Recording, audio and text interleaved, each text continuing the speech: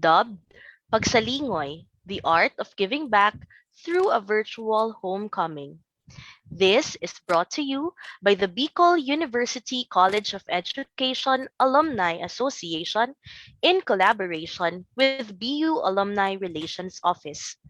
Today, as we celebrate the 100th founding anniversary of Albay Normal School, later renamed to Bicol Teachers College, and now known as the Bicol University College of Education, we are honored to welcome back home alumni of the college who have spread their wings and made a mark in their own fields.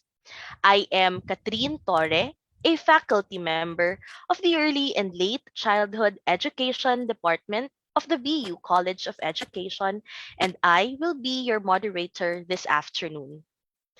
At this point, allow me to remind everyone of the following house rules. Number one, for those in the Zoom room, please switch off your audio and camera during the entire duration of the session. Number two, listen while the resource person is speaking. We also encourage you to take down notes. Number three, please post your comments and questions in the chat or comment box for the moderator to read during the open forum. Please keep your questions brief to manage the time. Number four, let's keep our webinar a safe and respectful space. And lastly, please leave us a review. Do not forget to accomplish the evaluation form at the end of the webinar. This is so we can know how to improve and what other topics you want to hear from us. To know more about what pagsalingoy is, let us watch this short video clip.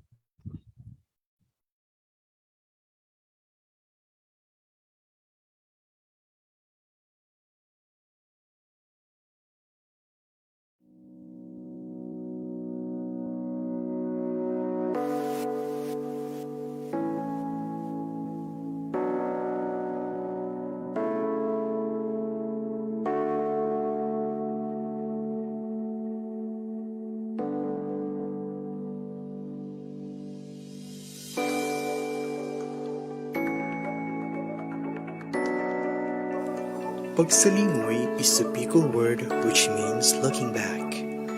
It is a fitting word that captures the essence of connecting with our alumni and allowing them to look back and give back to their beloved alma mater. Indeed, moving forward to life-changing opportunities becomes meaningful when we revisit the defining moments of our lives. Let us enter again to the main portal of Bicol University.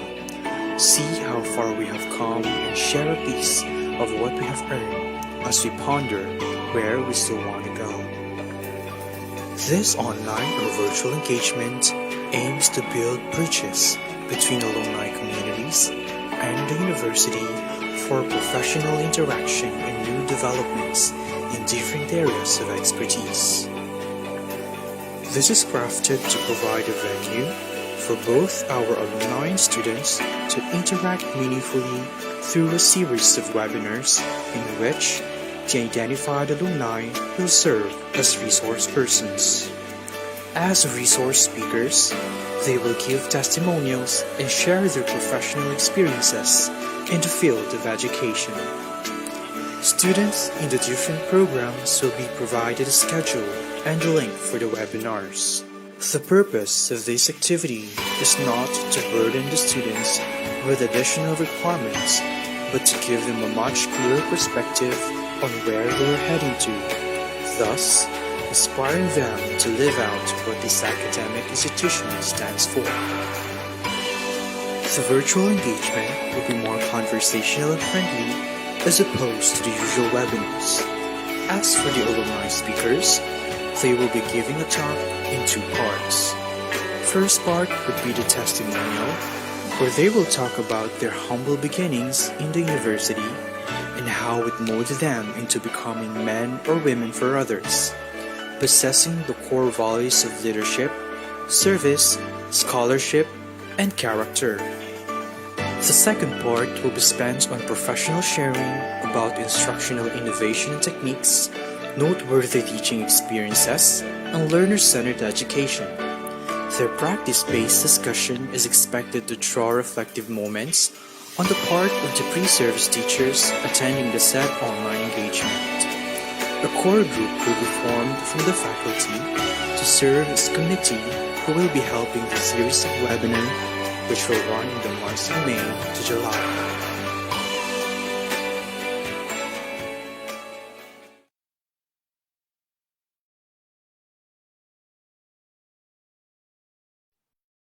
To officially begin our virtual homecoming, we invoke the name of the Almighty in an opening prayer, to be followed by the singing of the Philippine National Anthem and the Bicol University Hymn.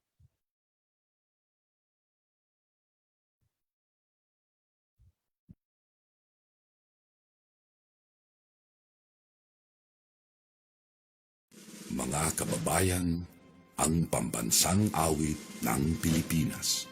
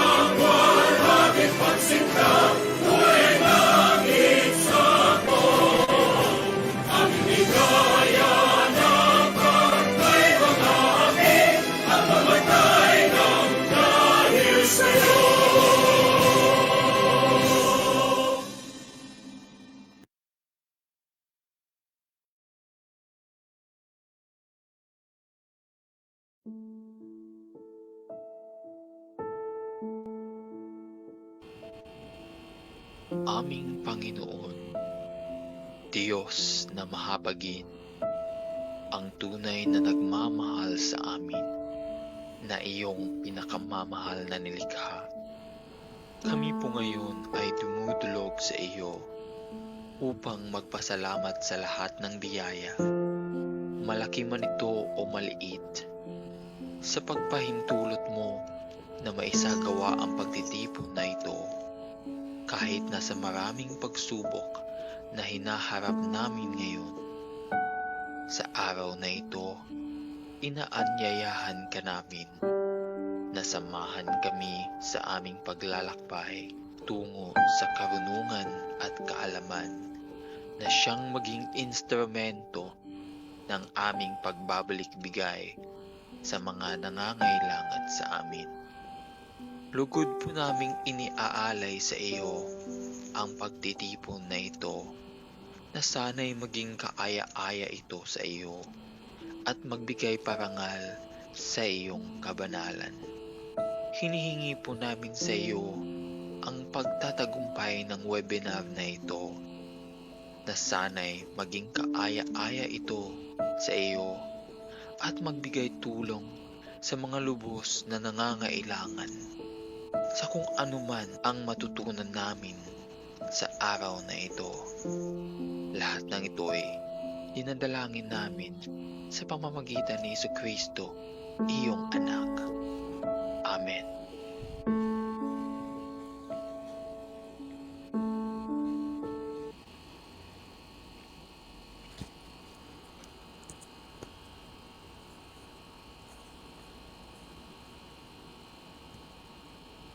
Please hold on for a little while as our technical team tries to resolve some issues with the technical aspect. Hold on lang po. Thank you.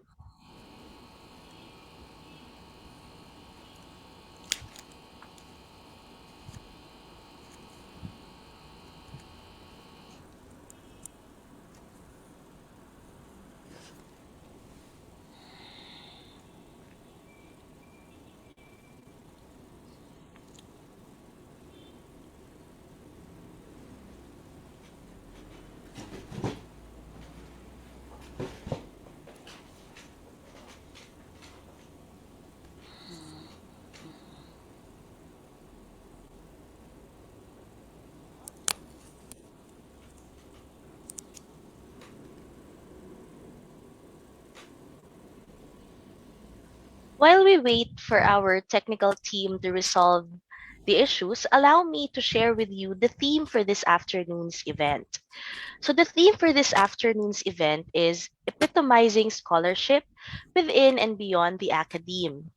Today, we are pleased to have with us three of BUSE's most outstanding and accomplished alumni to talk about their personal journey in the pursuit of excellence through scholarship and how this has helped them improve their craft. This afternoon, we are honored to have with us three of our very accomplished alumni to talk about their journey towards academic excellence. And now, as they are already experiencing success in their careers, we also hope that we can get pointers for them and tips on how also to become even half as successful as they are right now. Um, so, Sir JM.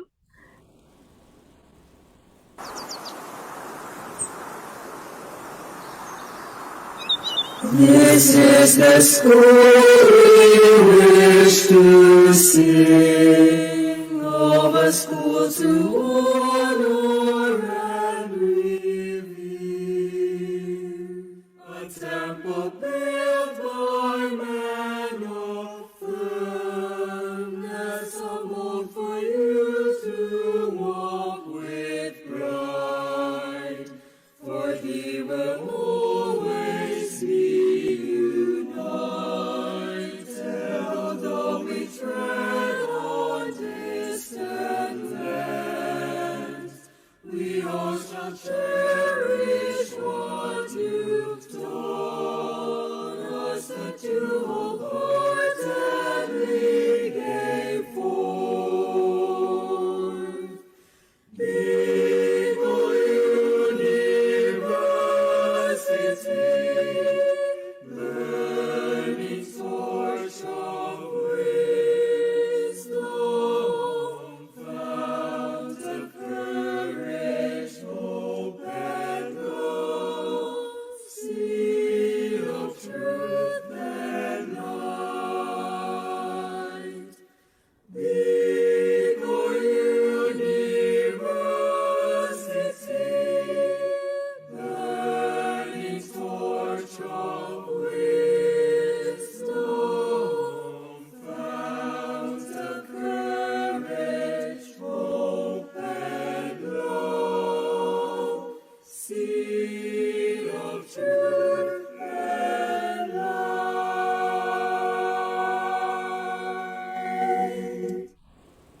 Indeed, we are blessed to be part of the Bicol University and even more so on this auspicious celebration, the centennial founding anniversary of the Bicol University College of Education. I'm sure that as you are, we are all excited to meet our speakers for this afternoon. But before we officially introduce our speakers, let us first hear a message from the Dean of the Bicol University College of Education. Friends, let us all welcome Dr. Lorna M. Minya.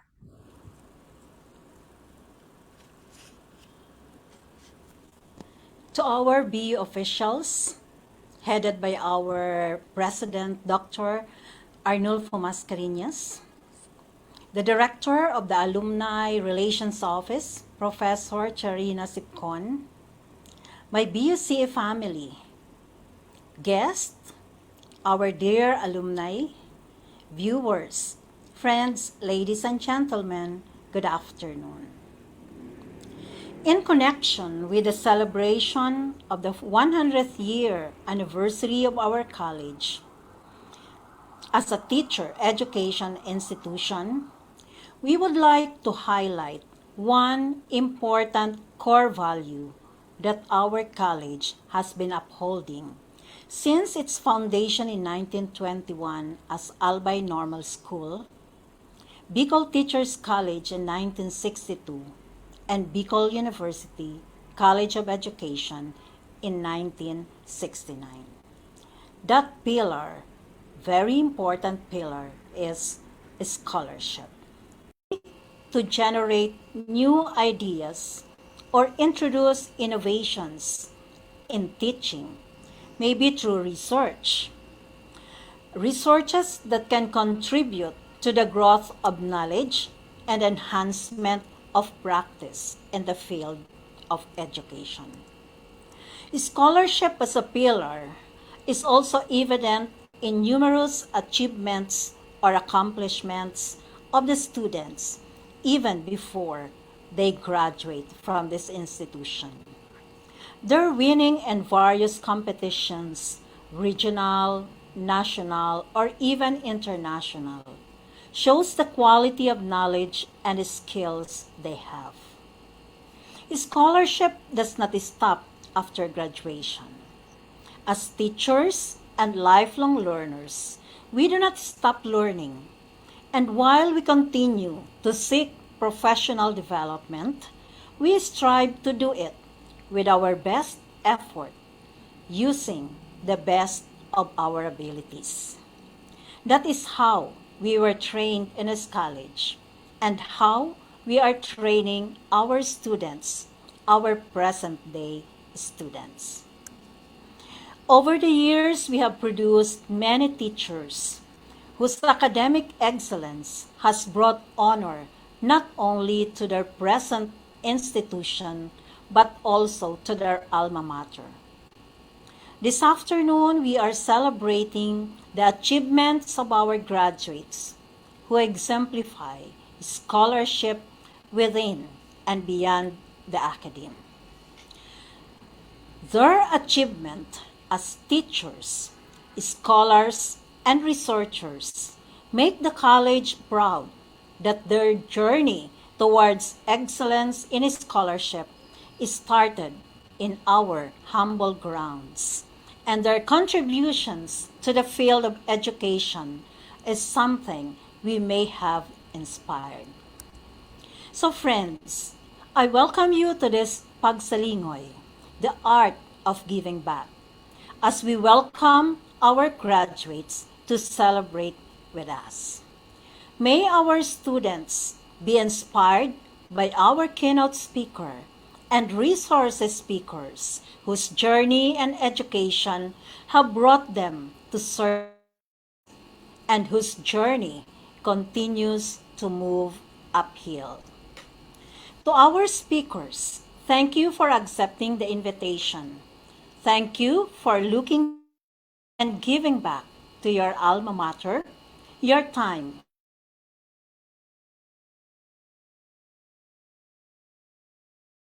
This opportunity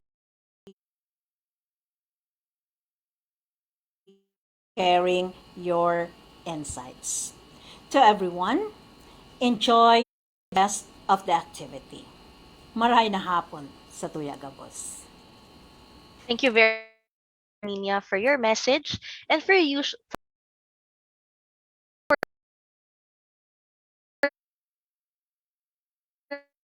support in all these. To introduce our keynote speaker for this afternoon, please call on our college alumni coordinator, Prof. Sixto Orzales. Sir Six.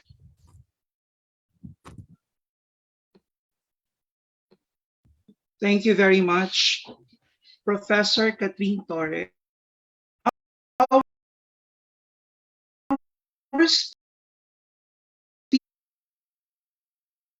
speaker, keynote speaker rather, for this afternoon is in Bicol University and is the current director of Bicol University Center for Teaching Excellence. She formerly served as the Dean of the College of Education in 2007 to 2009. With more than 26 years of service in Bicol University, she has earned the reputation as an epitome of scholar, having been accredited as professor in her early 30s, earned several university research awards, served in various technical working committees related to instruction and research, proposed various policies and innovations, and organized academic-related projects and capacity building activities for teachers and students. Moreover, she is an esteemed project, she is she is an esteemed resource person, trainer, and research evaluator in the university and other institutions, and a convener or organizer of different conferences, trainings, and other professional development activities for teachers and researchers.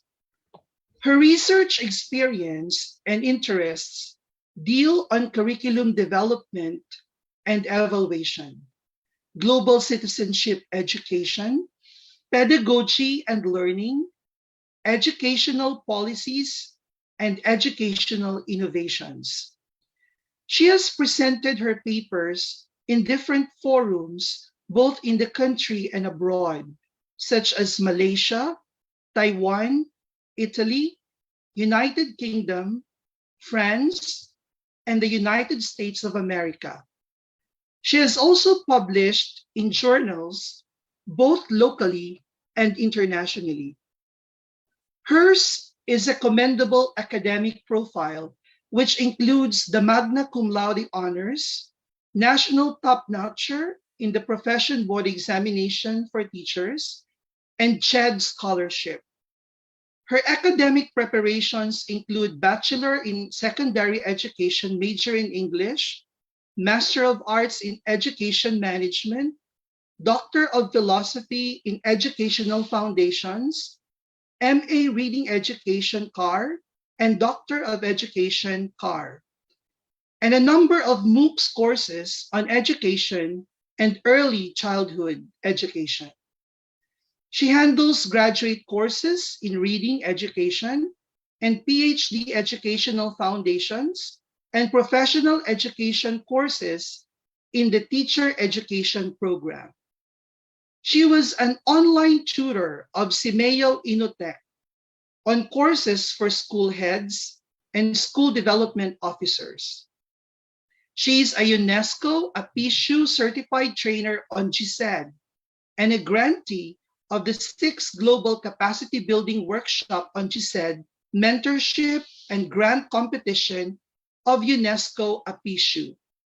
Her current engagements includes collaboration on global citizenship education with UNESCO APISU, South Korea, and on research projects on pedagogy, innovations, and trends during the educational disruption with different state universities and colleges in Bicol.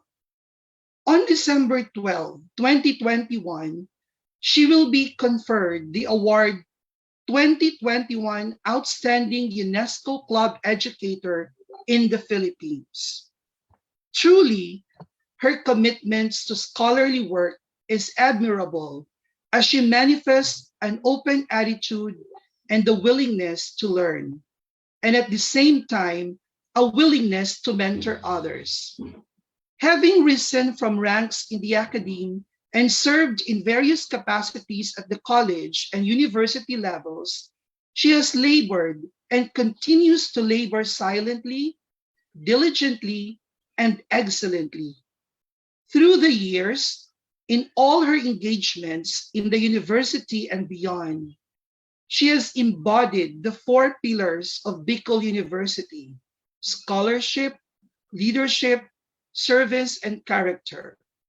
Undoubtedly, she is an epitome of a committed, innovative, disciplined, service-oriented, and hard-working educator scholar. Indeed, it gives me so much pride to introduce our keynote speaker for this afternoon. So friends, please help me welcome Dr. Rebecca Rosario Obercasio.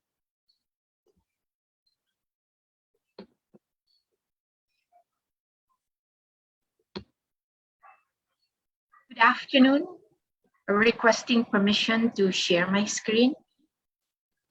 Afternoon, madam. Okay na po, ma'am. Thank you po.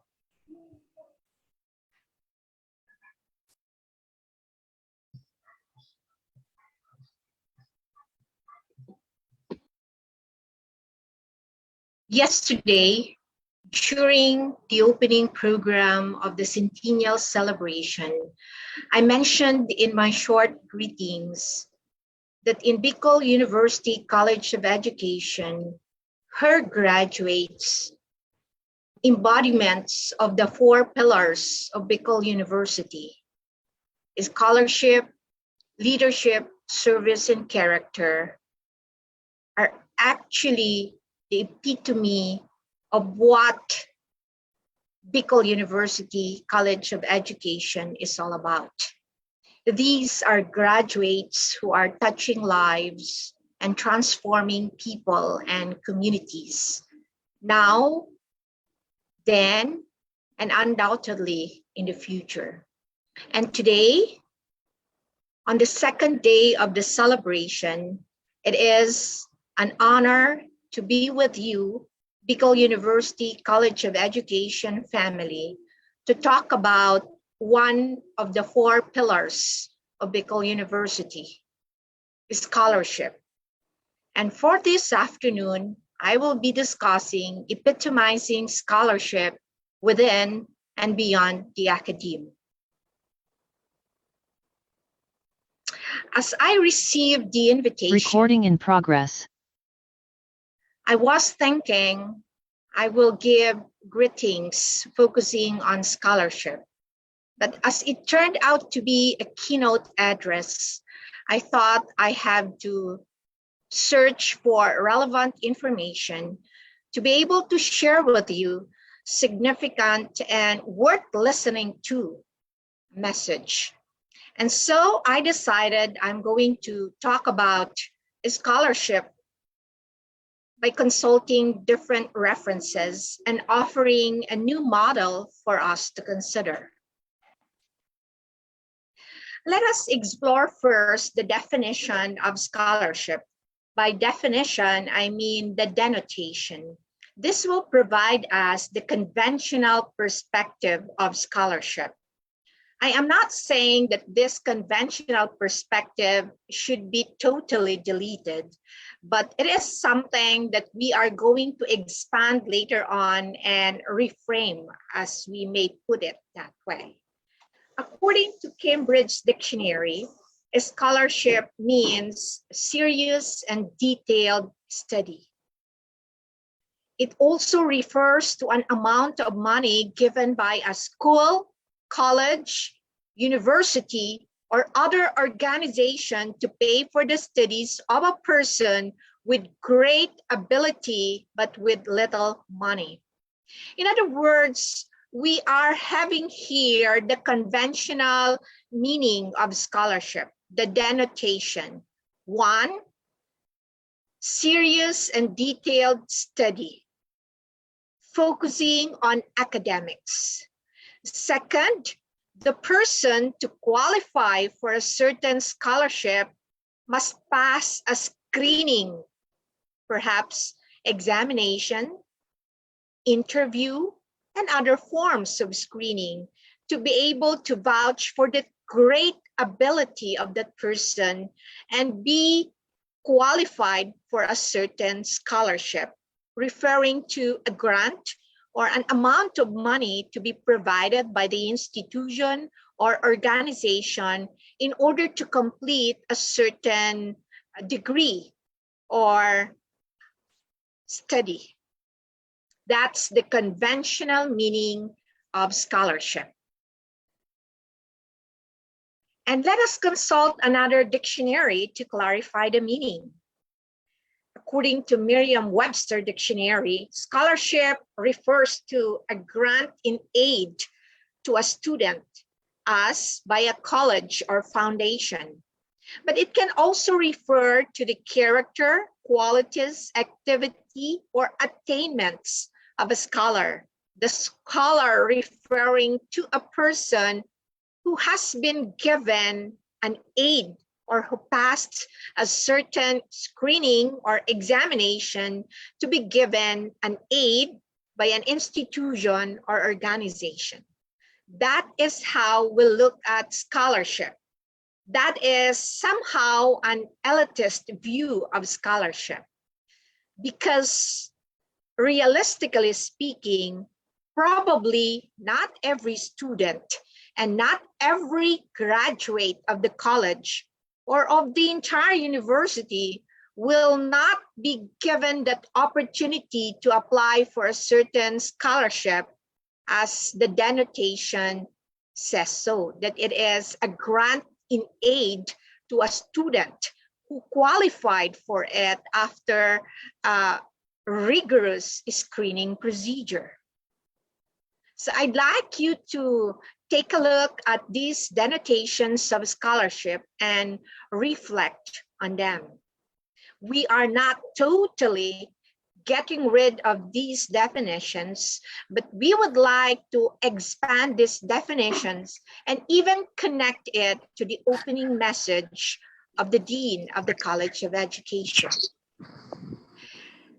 So I'd like to emphasize in my short talk that today, in the 21st century, scholarship has evolved because it has evolved with the waves of change brought about by many different factors in the society. And it has expanded. The definition has expanded because new perspectives have to be considered. And because it has evolved and expanded, it has been reframed. And today, I will be showing to you some of the reframed perspectives of scholarship. And considering all these new perspectives, we are going to come up with a proposed modified perspective of scholarship. Of course, we are going to start with the ever popular, most cited Boyer's model of scholarship, which he calls as scholarship reconsidered. So in his model, there are 4 models or 4 domains of scholarship. May I invite you to take a look at the red portion. It has something to do with a scholarship of discovery. It has something to do with advancing knowledge. If you listen closely to the opening message, it has something to do with a generation of knowledge, with innovations. In short, it has something to do with research. In fact, among the 4 domains of scholarships, this is considered to be the most popular and the most conventional view of scholarship. It has something to do with the generation of knowledge, the contribution to the human stock of knowledge. So in short, it has something to do with advancing knowledge. So if we ask the question, are we contributing to the human stock of knowledge? Are we in our practice or efforts advancing knowledge? If the answer is yes, then that means we are contributing to discovery and we possess the scholarship of discovery. But that's not all. We have to equally consider the other domains of scholarship. Another one is called scholarship of integration. It has something to do with synthesizing knowledge. After all, the knowledge from one branch of knowledge is related in one way or another to another branch of knowledge. In other words, we are actually referring to interdisciplinary knowledge, the knowledge that we gain from one aspect of knowledge, of human knowledge, can be useful to another branch of knowledge. So that is how we try to synthesize knowledge from different areas to come up with a unified, harmonized knowledge useful to many others, not only to oneself.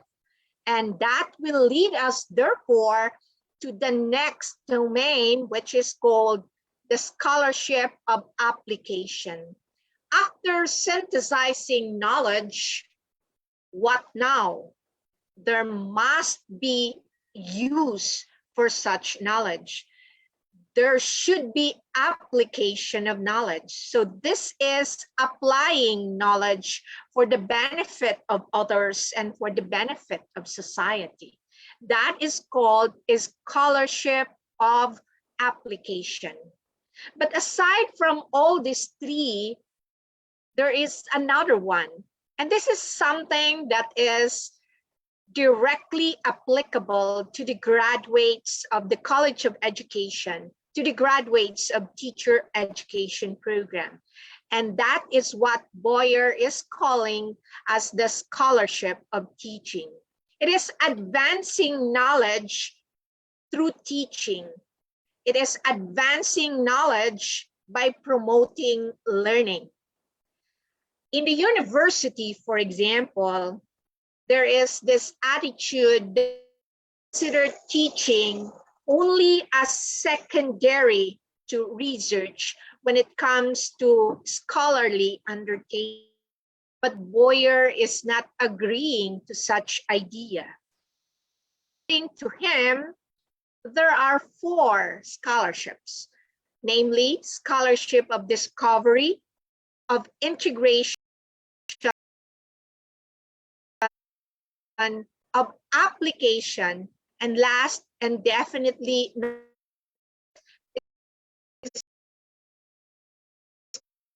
scholarship of teaching. So this is an expanded of scholarship. In fact, a lot of expanded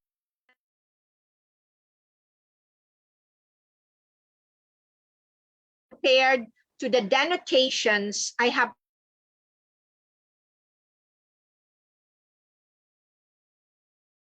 you earlier.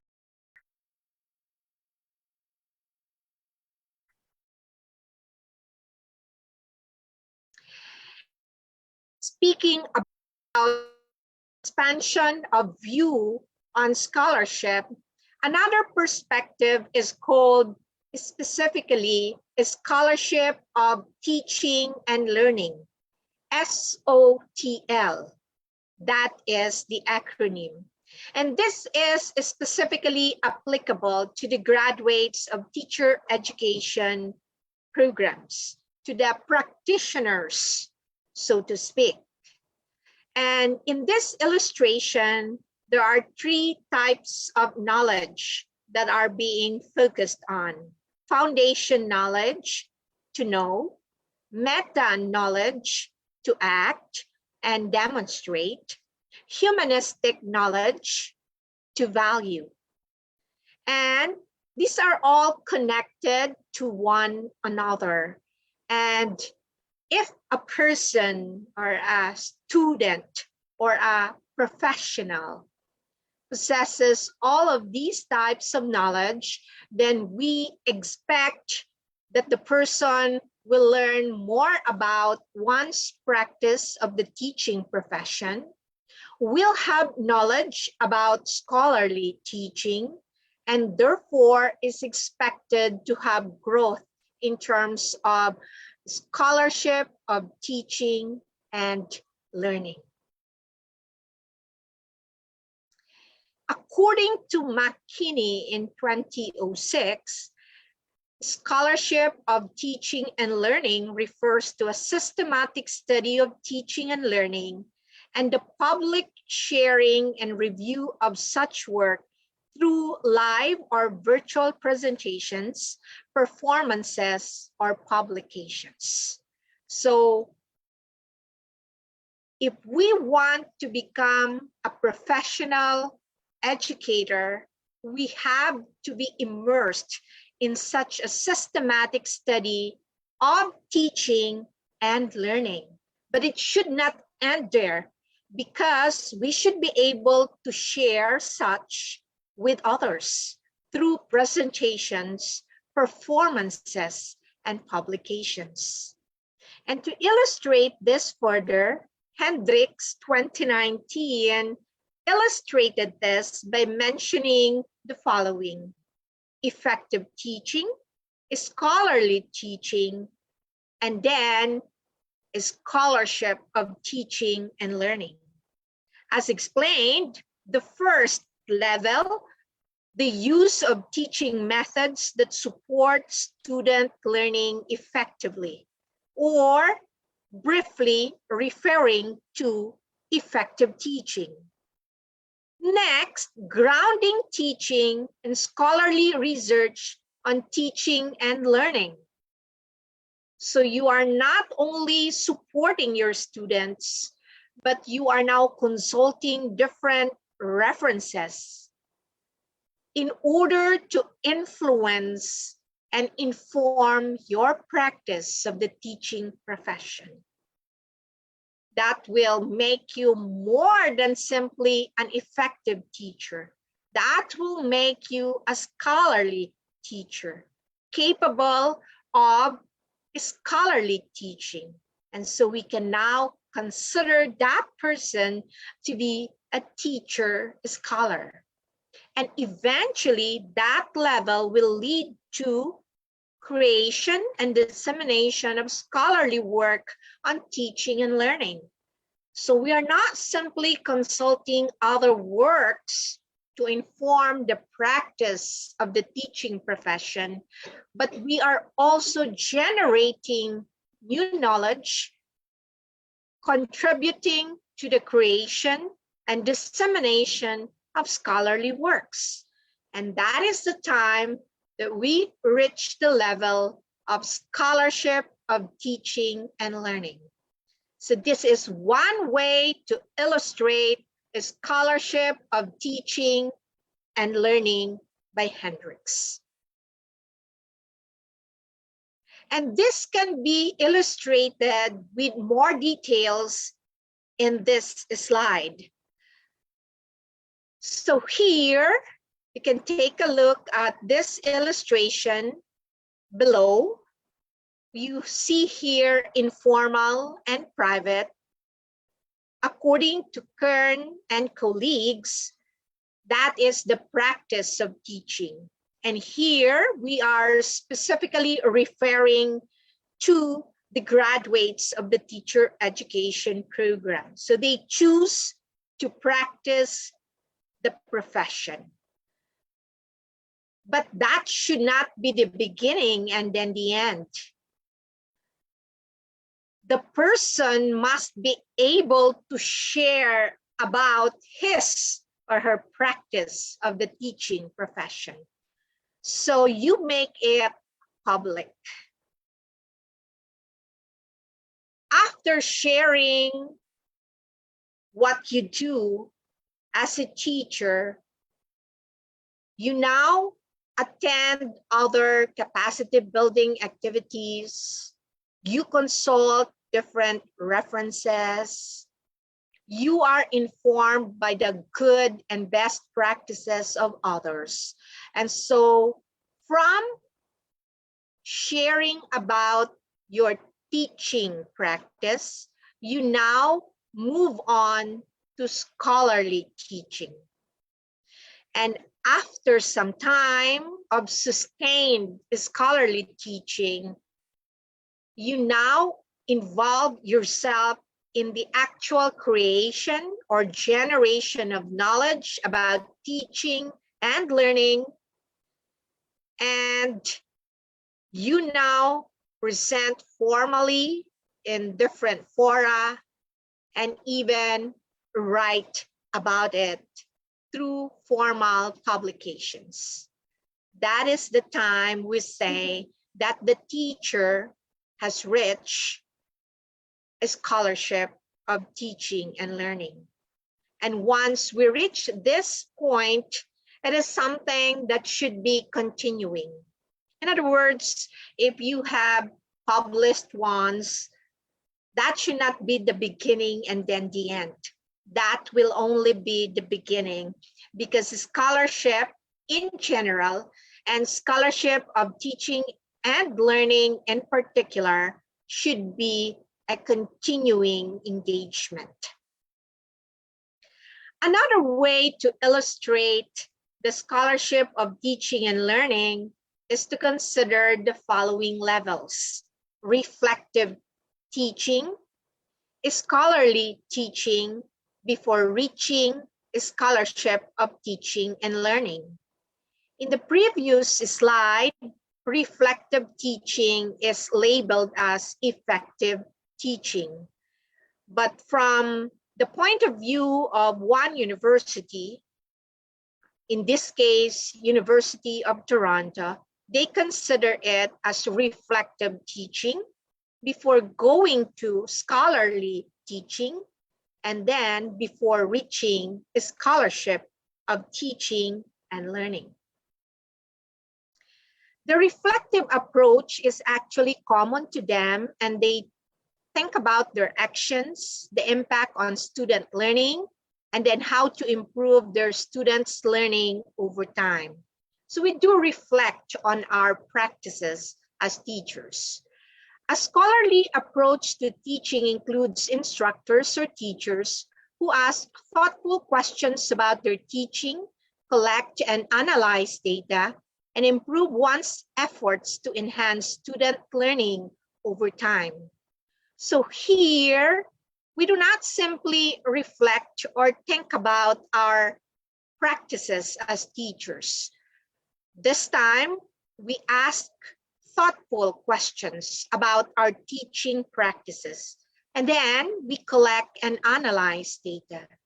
The purpose is not simply to gather data and come up with a narrative report. The purpose is to eventually improve one's practice so that student learning will be enhanced. And as we sustain this, we eventually proceed to the next level, which is called as the scholarship of teaching and learning. And it subsumes both reflective teaching and scholarly teaching.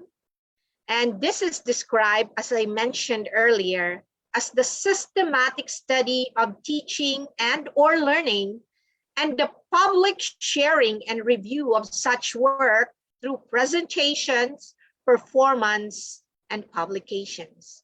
So it does not become something that is private. There is now the willingness to share in the hope that such sharing through presentation and publications will be in one way or another to other learners, to other teachers, to prospective teachers, to students, education programs. So that is another expanded view of scholarship, the scholarship of teaching and learning, specifically applied to teacher education students, teacher education graduates. And here is another view of scholarship, aside from the one presented by Boyer, or Boyer's model of scholarship, and the scholarship of teaching and learning. This is called France Engage Scholarship Model. If you take a look at the illustration, in here at the middle is a bi-directional relationship between the academia and the community. So it should not be within the academe only, as the title of the keynote address that we have for today says, within and beyond the academe. So it should be something that will go out of the premises of the campus. And according to this model, there are 6 entry points to attain engaged scholarship. And these are the following: discover knowledge, develop knowledge, disseminate knowledge, change learning, change behavior, and hopefully the change in the behaviors of people will lead to change condition. So these are the 6 entry points to be able to attain what France calls as engaged scholarship. And then this will subsume the 3 major mandates in the university or in a college, which are teaching or instruction, outreach or extension, and research. So this is another expanded view or perspective of scholarship, which I'd like you to consider. So considering these 3 expanded perspectives of scholarship, 3 models of scholarship, I would like to connect it to the 5 pillars of education for sustainable development, and then connect it to the other pillars, which are leadership, service, and character. I would like to offer a modified, holistic, engaged scholarship model that is connected to UNESCO's 5 pillars of education for sustainable development. And these are learning to know, learning to be, learning to live together, learning to do. But it should not end there.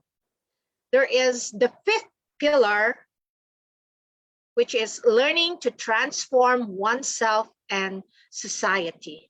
And I'd like to connect the proposed holistic engage scholarship model specifically to all of these pillars, but a special mention to the last one, which is to transform oneself and society. So in the proposed Bicol University Engaged Scholarship Model, I am going to retain Boyer's 4 domains of scholarship: discovery, integration, application, and teaching. And therefore, that is something that will be applicable not only to the graduates of the College of Education, but to all the graduates of Bicol University. I would like to emphasize engagement, being involved in all the 4 domains that I have mentioned.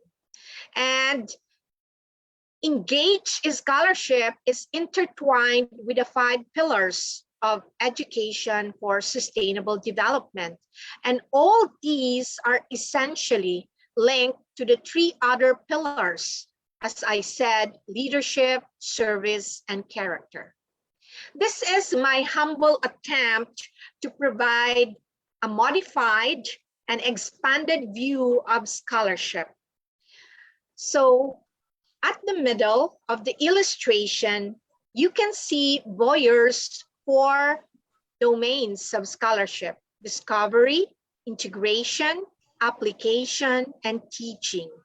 And as I mentioned earlier, I'd like to emphasize engagement, deep and genuine engagement in all the 4 domains of scholarship, and connect them closely to the 5 pillars of education for sustainable development. A special mention to the 5th pillar, which is learning to transform oneself and the society. This can be a work in progress. There can be more modifications to improve this model of scholarship. But the point of presenting to you is actually to invite you to move away from the conventional or traditional definitions of scholarship.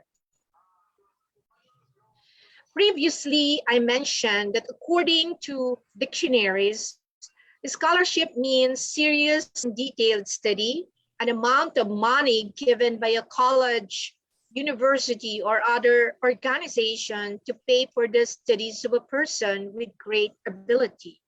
But today, I'd like to invite you to reconsider, have a reframing of scholarship, and look at it as serious, detailed study towards holistic engagement. We simply do not engage in serious and detailed study to decorate our curriculum vitae, but towards holistic engagement with the different sectors in the community. And we would like to consider scholarship as the search for, the use, and continuing examination of knowledge towards improvement. So it is something that is ongoing. It is something that is continuing. It does not end with the gaining of a certain form of knowledge.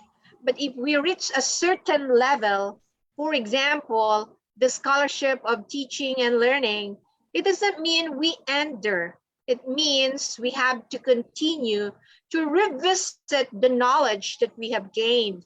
And in so doing, we will be able to examine knowledge considering different perspectives and new developments, the different changes brought about by the milieu towards improvement of the self and improvement of the society, the clients that we serve.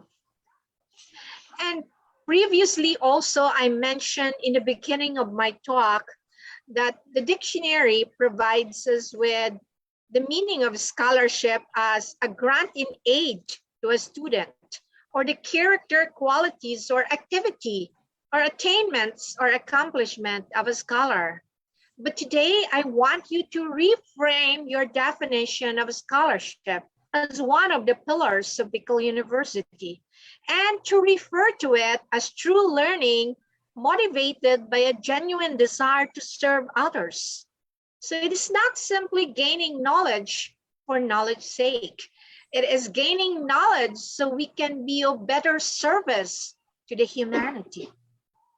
And I'd like to invite you to take a look at scholarship as deep and principled learning for transformation of society. Whatever is your profession, whether you belong to the teaching profession or not, we do have this conscious effort to have deep and principled learning, so we will be able to significantly contribute to transformation of society or a sector of it. That is what I mean by expanding and reframing scholarship as one of the pillars of Bicol University, and originally of the College of Education. And with that expanded definition of scholarship, we are saying that anyone, each one, in fact, for that matter, every student and every graduate of Bicol University, specifically of the College of Education, can epitomize scholarship within the academe and beyond. They will be proud flag bearers, not only of the first pillar of Bicol University, but of all the pillars of Bicol University as we connect academic excellence with leadership, service, and character, because by scholarship being epitomized within and beyond the academe, we mean academic excellence for transformation, with teachers and students serving as agents of transformation, transforming people and communities. And there is this genuine love of learning and teaching for service of humanity. That is how I look at scholarship. And I invite you to join me in looking at scholarship in that manner, an enriched and expanded view of scholarship. It is knowledge with a great purpose for humanity. And so I changed the word cloud that I presented to you earlier and make my own with scholarship at the center and considering keywords such as integration, engagement, continuing learning, application, transform, society, discovery, continuing learning, teaching, and of course, principled learning and service. That is how we would like to view scholarship, enriched and expanded. Thank you all for listening. I hope I was able to share with you new perspectives on scholarship, which could be of help to you in one way or another. Once again, good afternoon, and it is my pleasure to be with you in your 100 years of celebration of academic excellence. Thank you. Thank you, Dr. Bercasio. Indeed, scholarship has evolved with our society, and we as teachers must also continue to evolve with the call of the times. Before I introduce our next resource person, let us first award the Certificate of Commendation to our keynote speaker. Allow me to read the citation. Republic of the Philippines, Bicol University, Legazpi City, Certificate of Commendation is hereby awarded to Dr. Rebecca Rosario O. Bercasio for sharing her knowledge and expertise as keynote speaker during the Pagsalingoy, the art of giving back through a virtual alumni homecoming, with the theme epitomizing scholarship within and beyond the academe on December 7, 2021 via Zoom, given the 7th day of December 2021 at Bicol University, Legazpi City. Signed, Lorna M. Minya, PhD, Dean, Buse. Sharina J. Sipcon, PhD, Director, BU ARO. Arnulfo M. Mascareñas, PhD, SUC President 4. On behalf of the Bicol University College of Education, thank you so much, Ma'am Becky, for being with us this afternoon. Now, allow me to introduce our next resource person. Our second guest this afternoon is one of the education program supervisors of the Curriculum Implementation Division in the Department of Education, Schools Division Office of Ligao City. Prior to becoming an education program supervisor, he served as Senior Education Program Specialist in School Management, Monitoring and Evaluation, and as an elementary school teacher in DepEd Ligao City. He earned his doctorate and master's degree major in educational leadership and management at at Bicol University as outstanding graduate and excellence in research awardee. At the same university, he acquired his baccalaureate degree in Bachelor in Secondary Education with Latin honors and college outstanding graduate. In 2013, he was hailed as one of the 10 outstanding teachers of Albay, awarded by the Provincial Education Department of Albay. In 2014, he was a recipient of Fulbright Foreign Language Teaching Assistant Fellowship in Stanford University, USA. He was also recognized by the Civil Service Commission as 2019 Dangal ng Bayan awardee in Bicol Region and became a national finalist for his exemplary service on the basis of his observance of the norms of conduct laid down in the Code of Conduct and Ethical Standards for Public Officials and Employees. He is also a certified learning facilitator, an and assessor of the National Educators Academy of the Philippines, responsible in teaching and training teachers and education leaders in various professional development programs of DepEd in the country. Furthermore, he is the youngest career executive service eligible in the country, conferred by the Career Executive Service Board in the Philippines. Friends, we are honored to have with us this afternoon Dr. Jobren L. Consuelo. Hi, good afternoon to everyone. Good afternoon, sir. My respect to the executives of Bicol University College of Education, to Dr. Minya, and of course to the former Dean of the College of Education, Dr. Bercasio. Good afternoon po sa inyong lahat, and to the learning community of Bicol University College of Education. It's an honor to be part of this milestone of Bicol University College of Education as one of the alumnus of this institution. And now I am tasked to talk about scholarship. And perhaps I have to personify scholarship. Let me share to you my screen.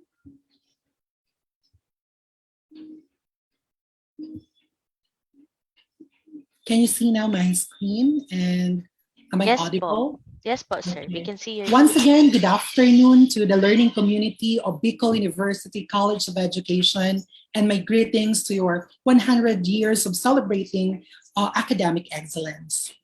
This afternoon, I'm going to share to you my journey to a journey.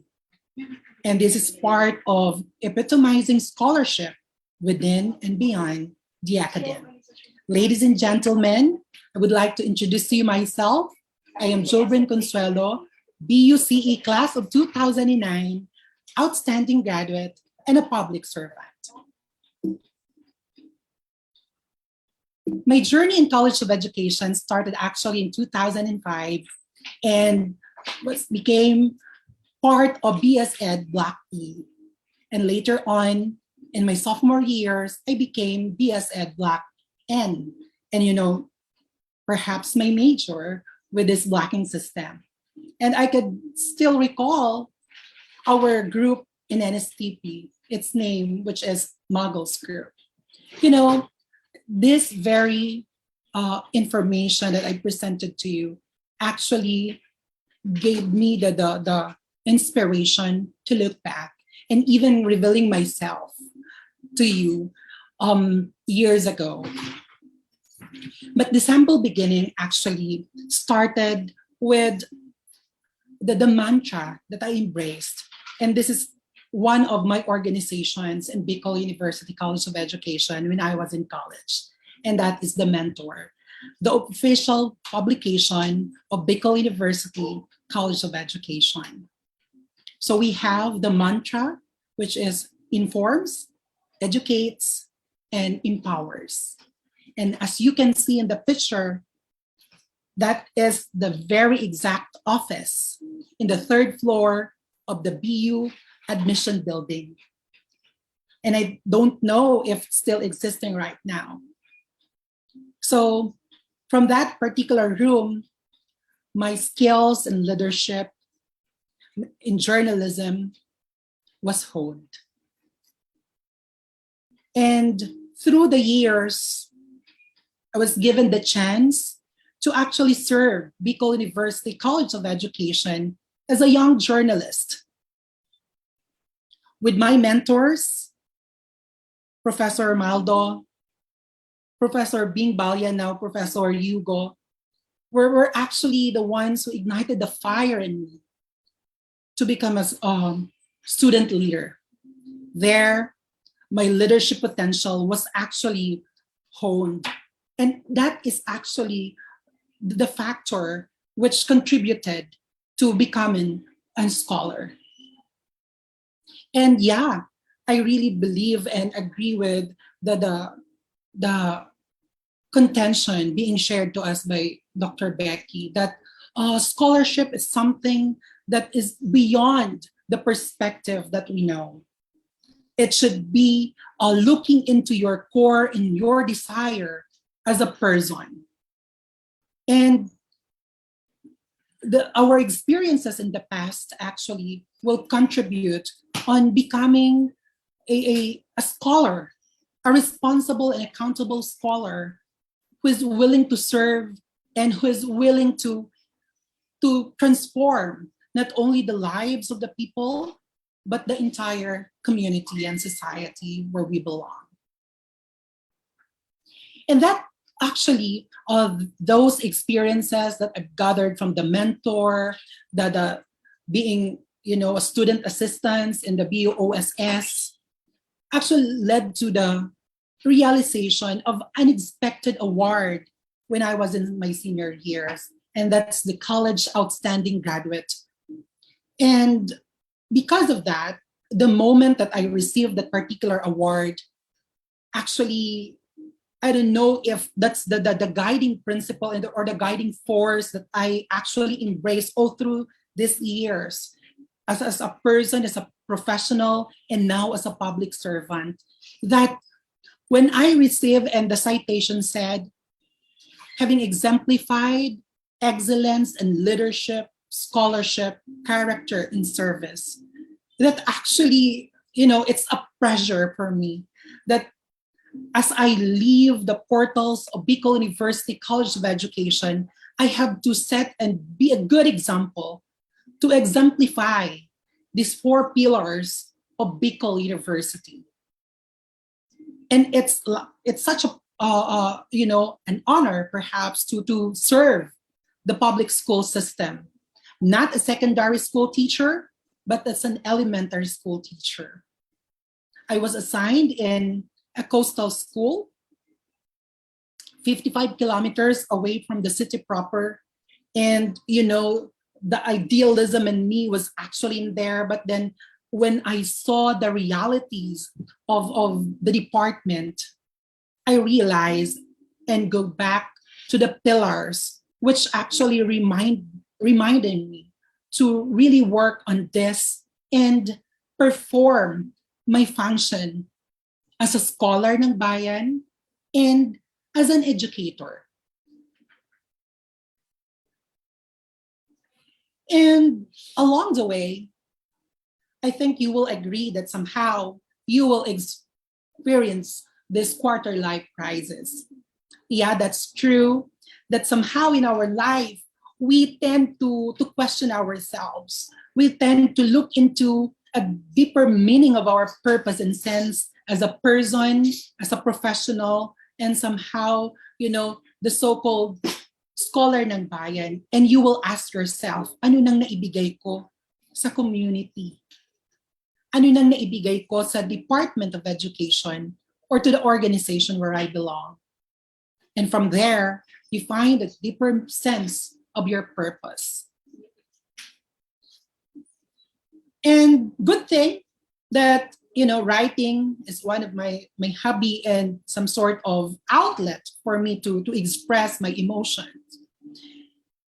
And these actually provided me self-validation that even you already reach the apex of your profession, of your career, you will need validation because sometimes there are things in life that you feel that you're not okay.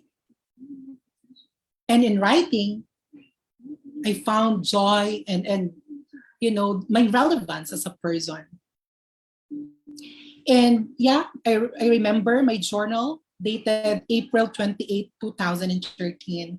And somehow I'm asking for sort of validation for myself, for self-worth.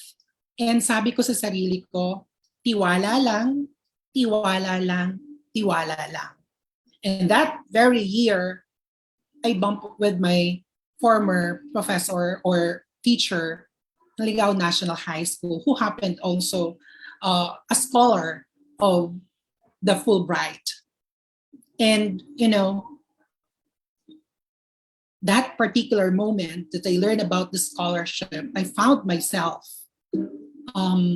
writing a long essay and looking into the requirements and preparing for my passport and all.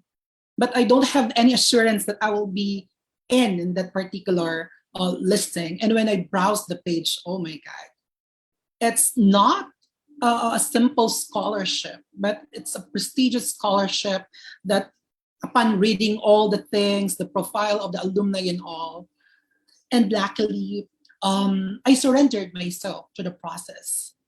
And yeah, the commission called me for an interview and later on to take the TOEFL and all.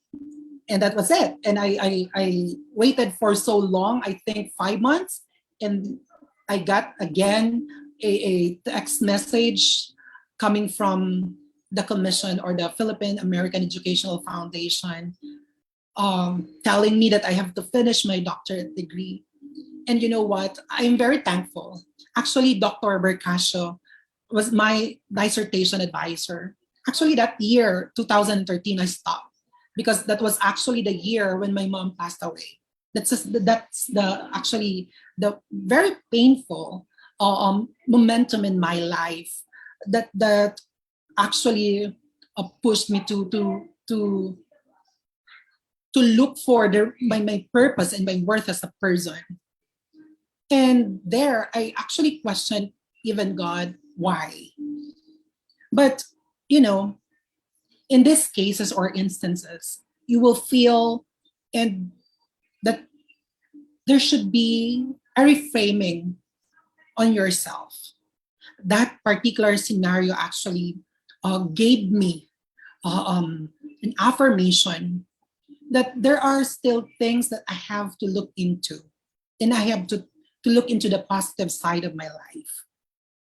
That was actually 2014 Feb when the Philippine American Educational Foundation called me and told me to finish my dissertation because I stopped for a year. Supposedly March 2013, I have to finish my doctorate degree. But then because of the sudden death of my mom, my world was actually became a ruined one. And then I called Ma'am Becky then. Ma'am Becky, can I still do the pre-oral defense, this very short notice and time frame? Then she allowed me to do so. And actually she helped me to finish everything. And then finally, I got the scholarship in April. And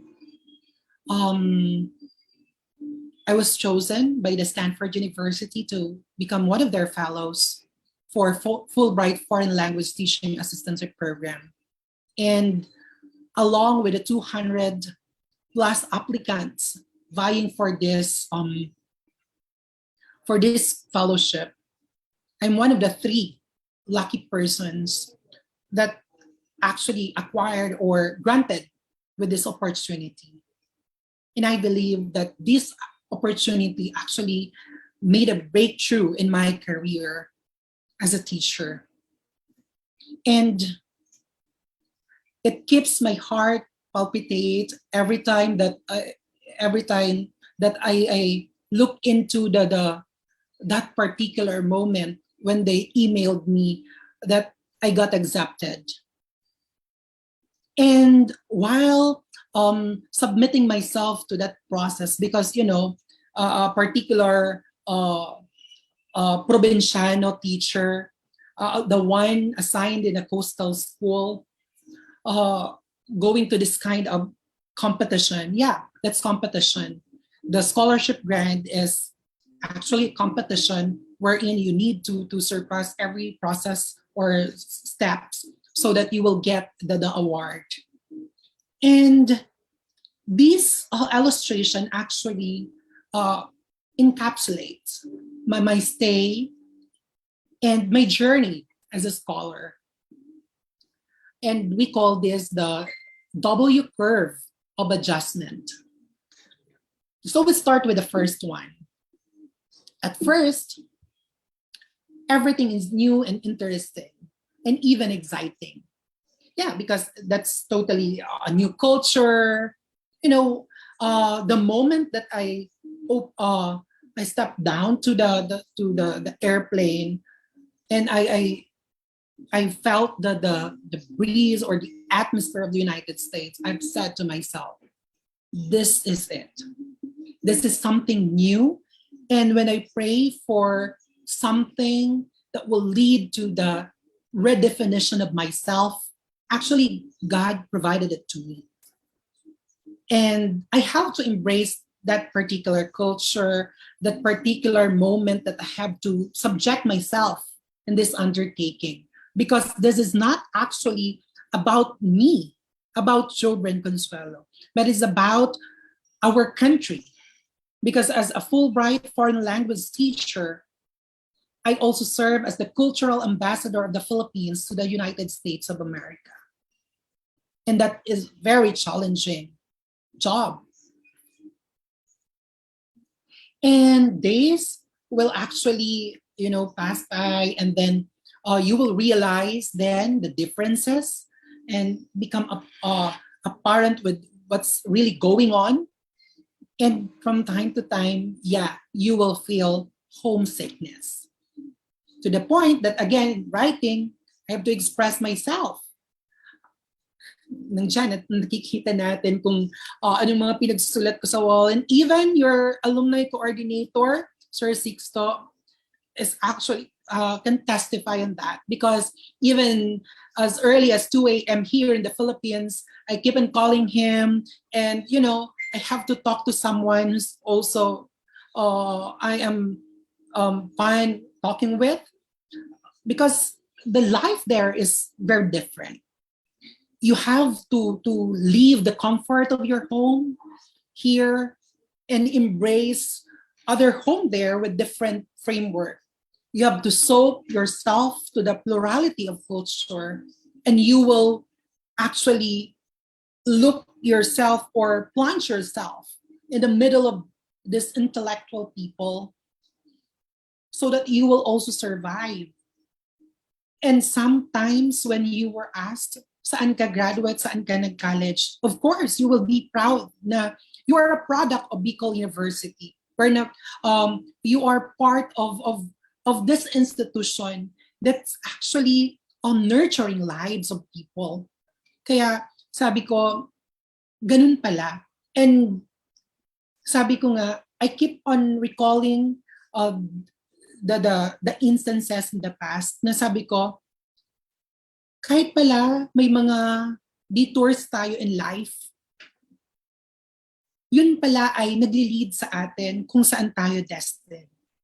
And when you feel that you are blessed, you have to do something out of it. You have to feel it, and later on to pour it again, not only for yourself, but for others.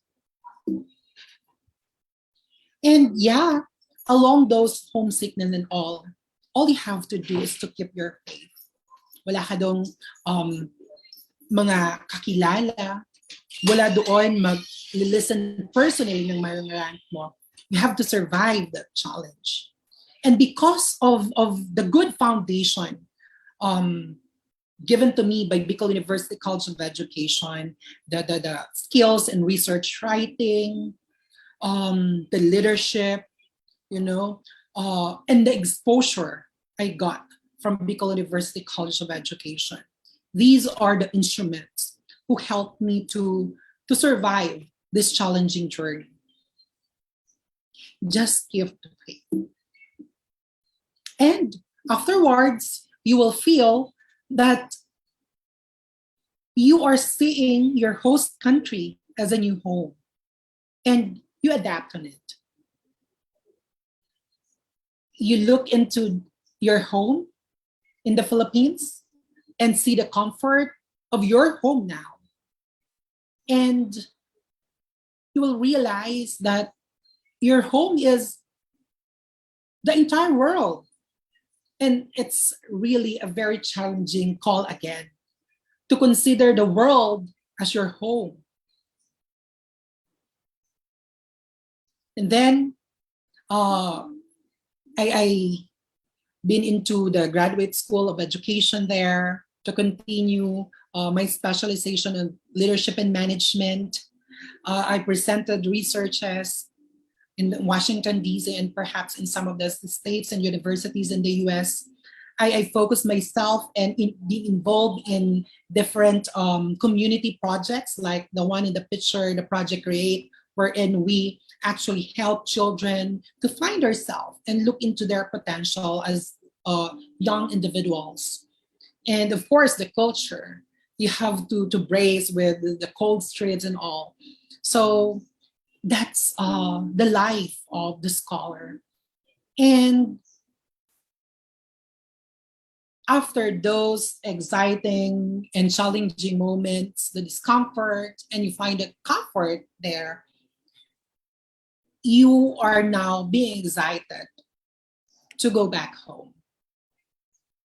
And, you know, for scholars who actually left their home and submitted themselves to another process and find their home there and go back again, I have a profound respect to them. Because sometimes when you become scholar, people will say that you will become radical. But my experience as scholar actually refined me as a person and as a professional, and at the same time as a public servant. It allowed me to reframe and refocus myself and look into the bigger perspective of the world. This is not anymore.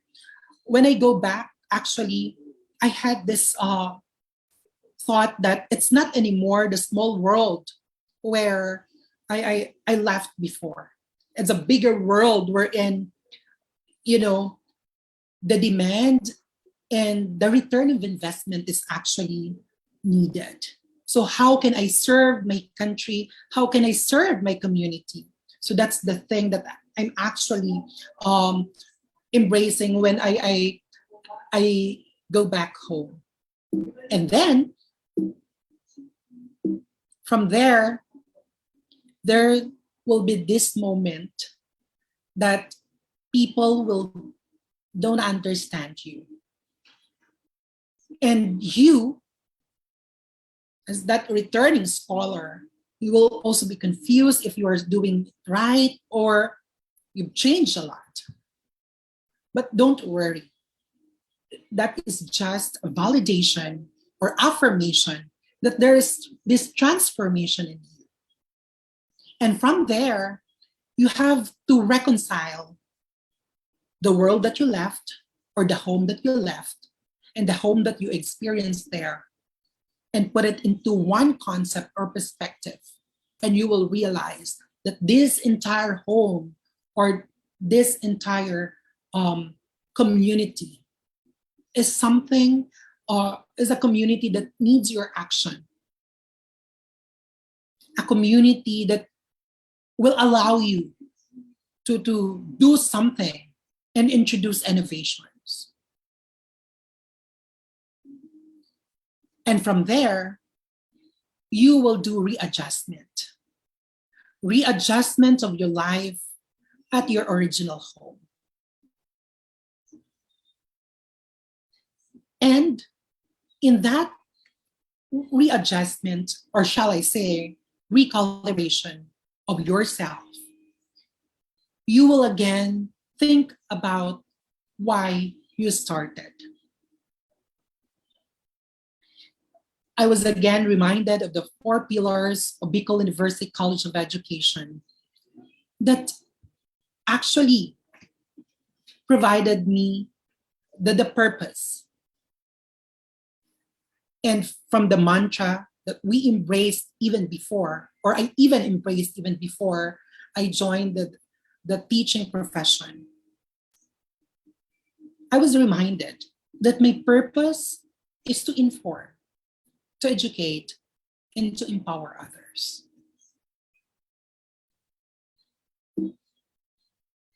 And from the change perspective, you will realize that the scholarship,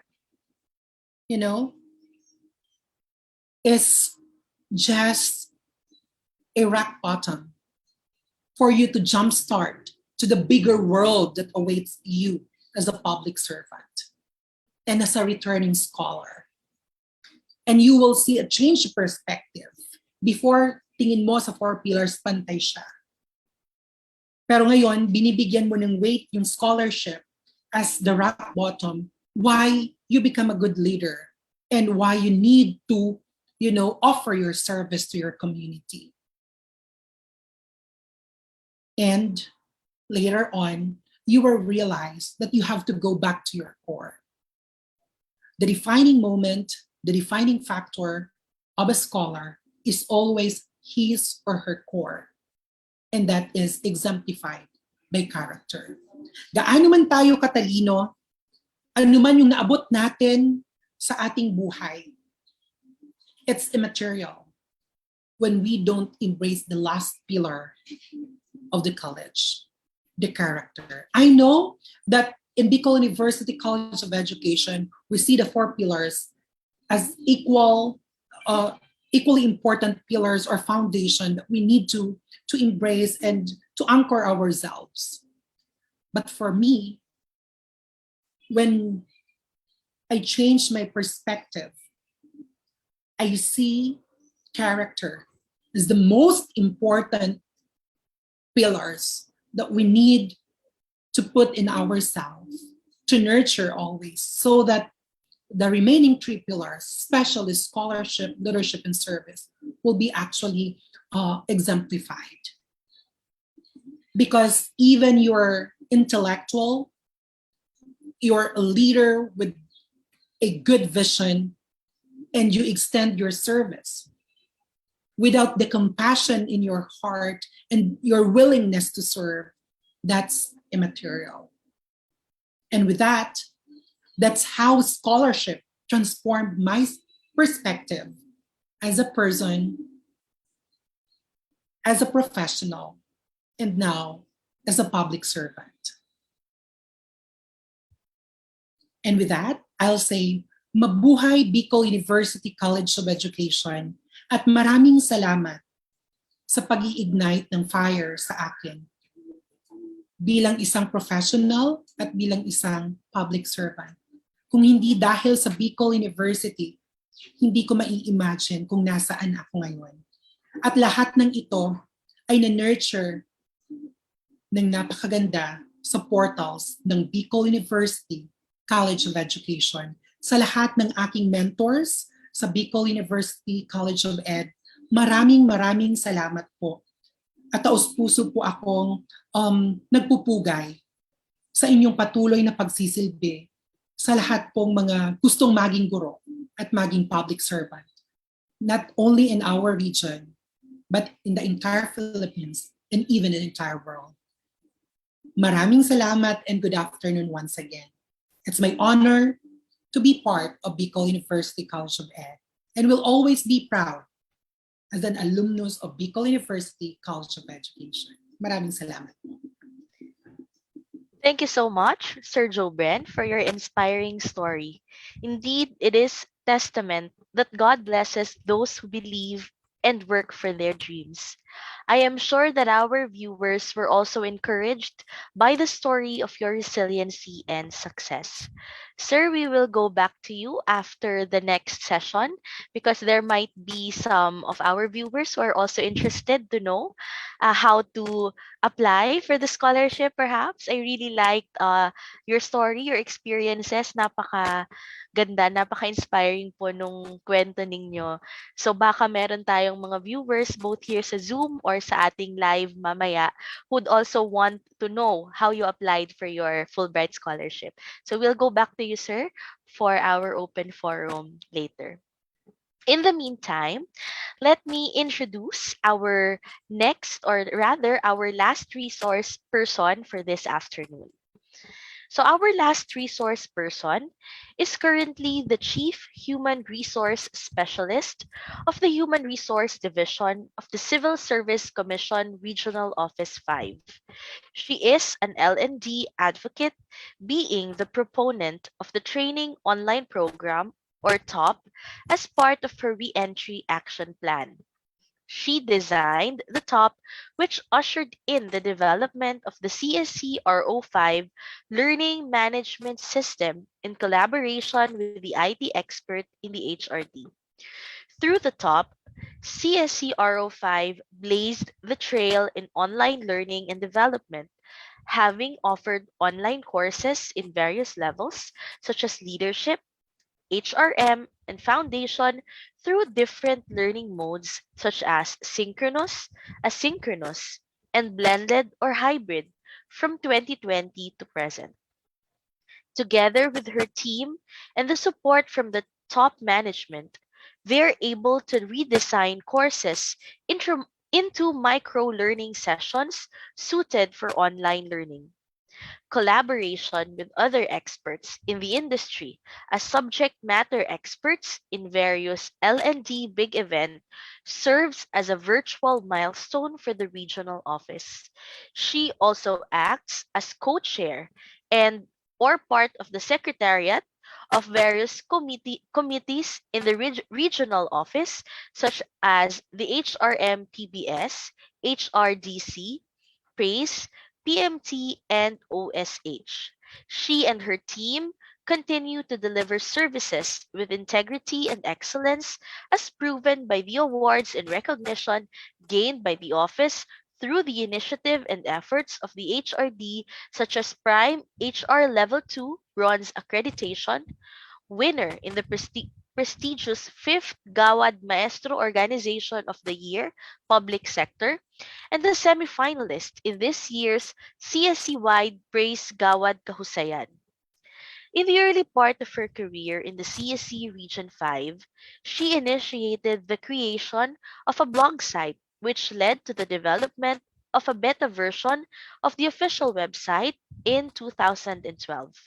She was also designated as focal person of the anti-smoking and anti-tobacco interference campaigns that gained the Red Orchid Hall of Fame Award for the office, the first national government agency to bag the award in the Bicol region. She is an Australia Awards scholar. She completed her Master of Digital Information Management at the University of Technology in Sydney during the year 2019 and also qualified for the short course on gender and DRR by the Center for Women and Gender Studies of the University of the Philippines and Earthquakes and Megacities Initiative or EMI through the Australia Awards in 2020. Since then, she has been invited by the Australia Awards Alumni Engagement Program during Reentry Action Plan Conference and mentoring workshops to share her REAP and mentoring journey. She also hosted an international event, the Institutional Video Launch Session 3 in the GED SI Leadership Summit, attended by advocates from the Indo-Pacific region. She is a member of the Australia Alumni Communities Philippines, specifically on Human Resource Community of Practice, and also heads the Technical and Logistics Committee of the Australia Awards Alumni Networking Summit, which is happening this November 2021. Her L&D and talent development network expanded through her engagement with the Philippine Society of Talent Development by being invited as resource person and service provider of sessions in knowledge management and is collaborating on other talent development activities for 2022. Her most recent engagement with PSTD is being one of its panelists in the second Philippine Talent Development Summit last 2021 of August.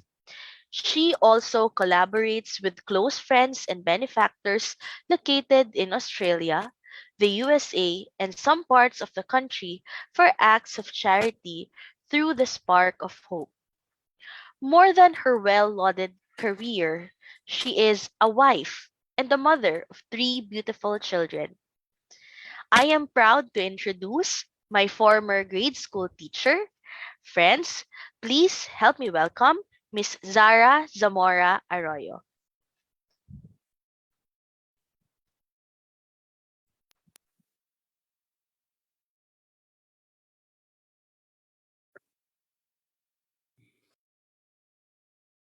Good day everyone! Diyos Marinaldo po sa Indogabos. Isa pong malaking karangalan para sa akin ang makasama po kayo sa araw na ito. I understand this is still part of the 2021 Bicol University College of Education Alumni Webinar Series or Pagsalingoy.